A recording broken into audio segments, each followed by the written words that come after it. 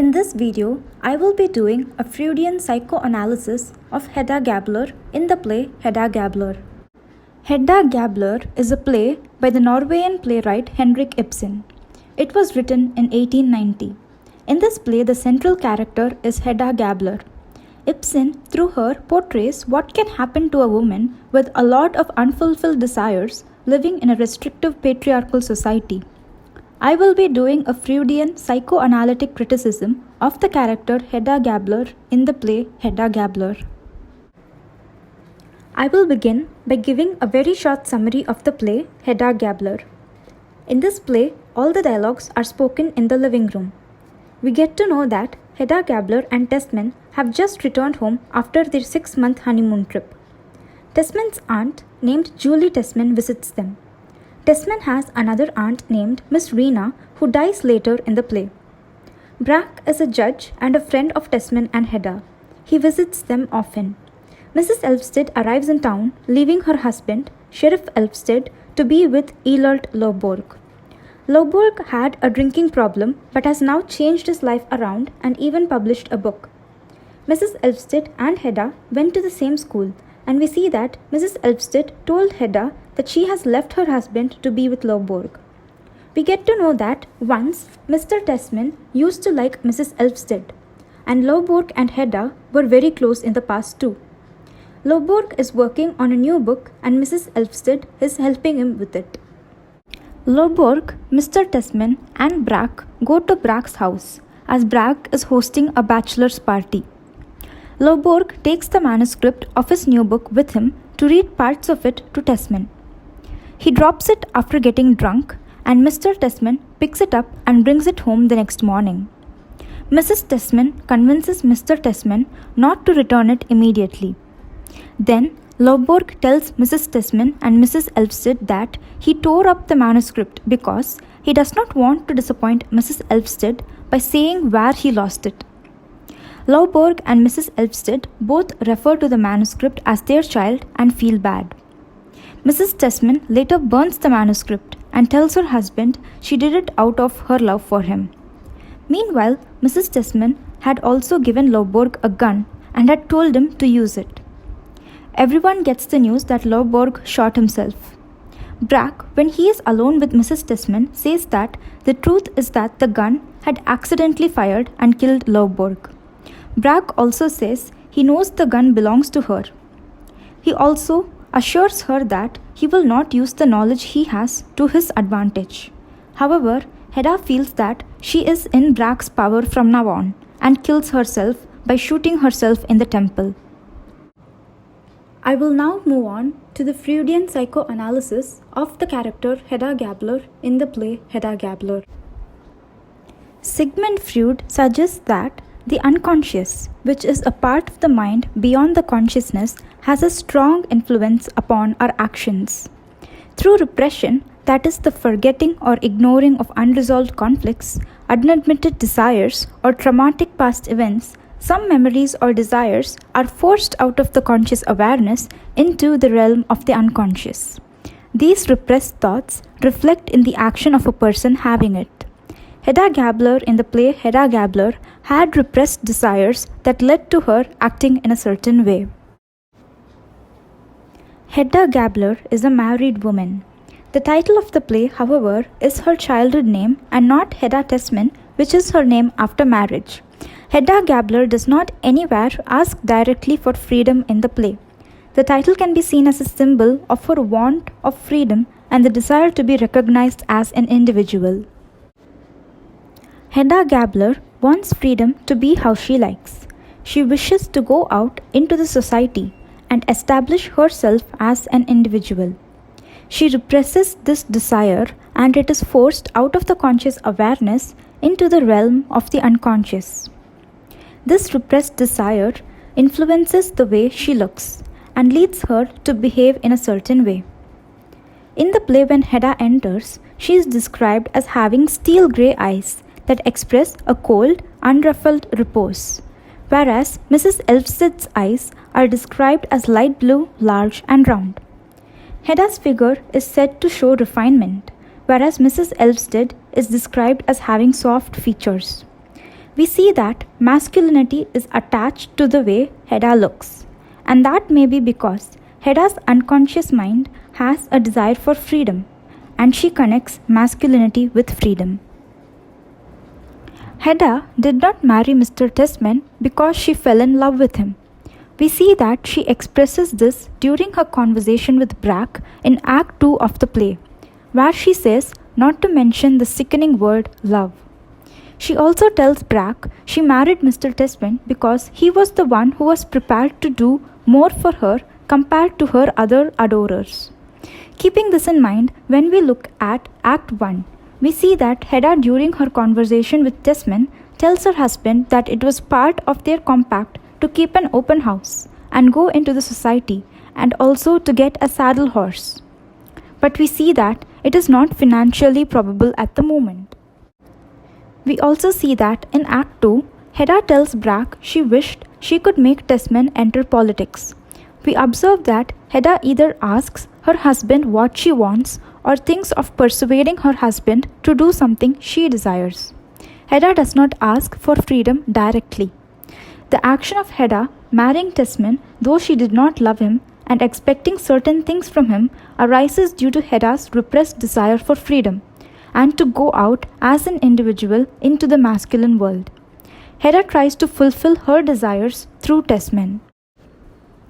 Hedda's repressed desire for freedom, present in the unconscious mind, can be seen in other places in the play too. She tells Brack in Act 2 that she desires she could be present unseen at the bachelor's party to hear a little of the liveliness firsthand. Hedda wishes to see the masculine world. Also in the same act, when Lovborg and Hedda speak about their past, when they used to speak openly about Lovborg's experience in the masculine world, Hedda says she was probably a young girl who wished to take a peep into what was forbidden.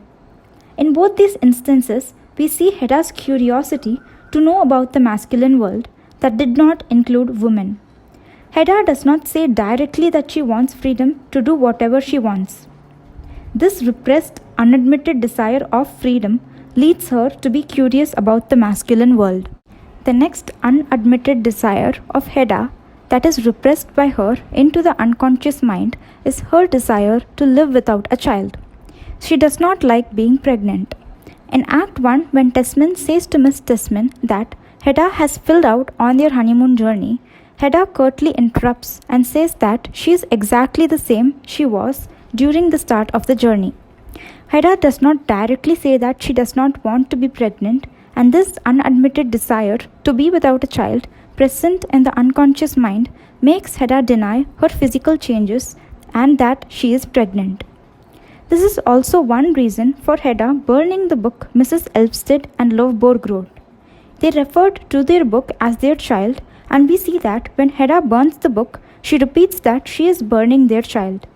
This resentment towards a book they call their child, and this action of burning it may be due to her unadmitted desire present in the unconscious mind to live without a child. Another repressed desire present in the unconscious mind of Hedda is that she loves Lovborg. When she was younger, they were very close to the extent that they spoke about intimate topics. At present, Hedda is married to Tesman and Lovborg is in a relationship with Mrs. Elvsted. Hedda's repressed love for Lovborg can be seen in Hedda's actions. In Act 2, Hedda and Lovborg are speaking when Mrs. Elvsted enters. She is about to sit near Lovborg, and Hedda tells Mrs. Elvsted not to sit there but to sit near her instead, in such a way that Hedda is seated in between both of them. Another incident where Hedda shows her resentment is when she burns the book Mrs. Elvsted and Lovborg wrote together. They refer to their book as their child. When Hedda burns the book, she repeatedly says that she is burning their child. In both of these incidents, we see that Hedda does not like the fact that Mrs. Elvsted and Lovborg are together. This is because of the repressed, unadmitted feeling of love towards Lovborg present in her unconscious mind. Another repressed emotion that is present in the unconscious mind of Hedda is unhappiness. She does not openly tell anyone that she is unhappy with her life. She subjects her emotions to repression. However, this can be seen in her actions. For instance, in Act 1, Hedda looks at the bonnet Miss Tesman had placed in the drawing room and exclaims that nobody would do such a sort of thing in a manner that would make Miss Tesman embarrassed. Then Hedda says she thought that it was the servant's bonnet. Then, in Act 2, we see that she tells about this incident to Brack. She says that she did it deliberately and then pretended to think it was the servant's bonnet. Hedda tries to make others feel unhappy because she is unhappy.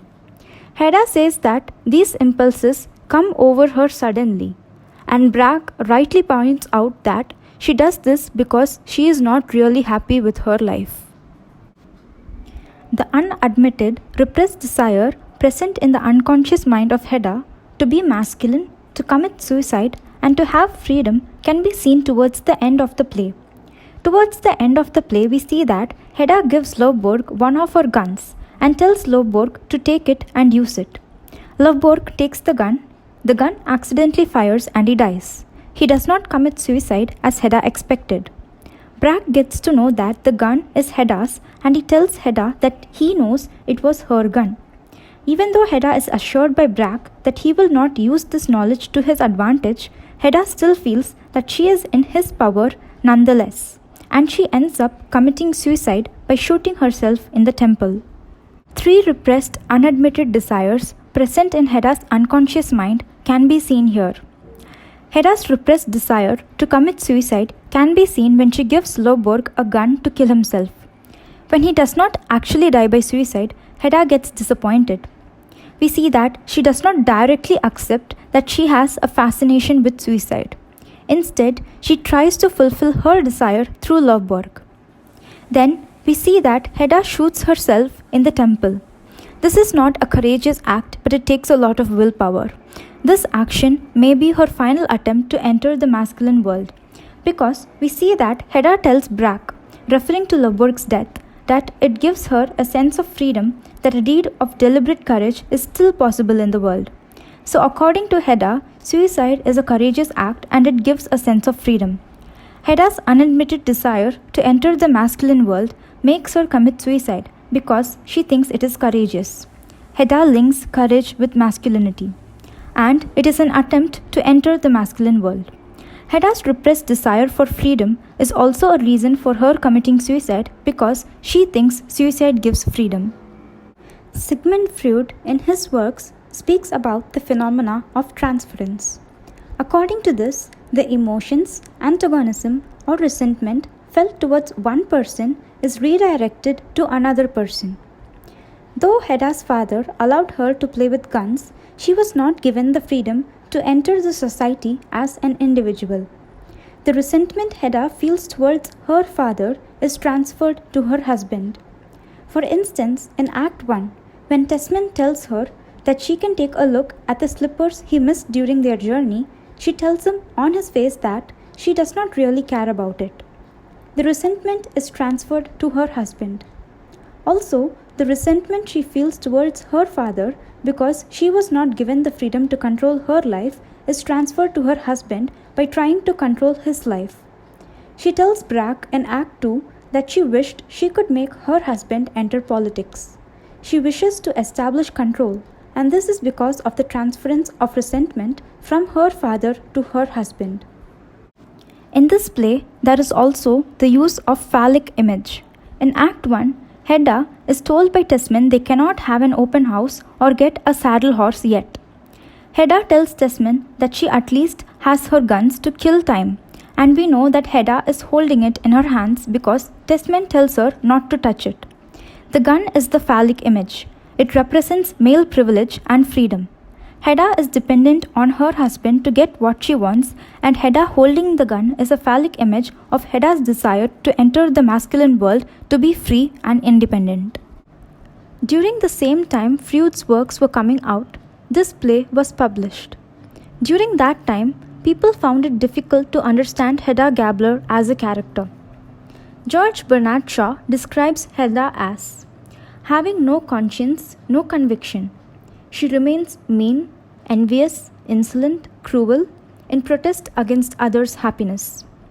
We see that people during her age were not able to comprehend her as a character. they saw her as evil.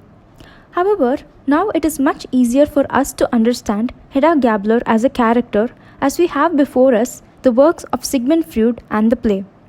It has become easier for us to see Hedda Gabler as a woman with a lot of dreams and high potential. We are also able to see what happens to such a woman in a patriarchal society, where she has to ignore her desires because she does not have a place in the society. I would like to conclude by saying that it is interesting to be able to understand Hedda Gabler as a character by using Freud's views, keeping in mind that this play Hedda Gabler by Henrik Ibsen and Freud's works were published around the same time. It is interesting that though the people were not able to understand why Hedda acted in the way she did, we are able to understand her much better after so many years.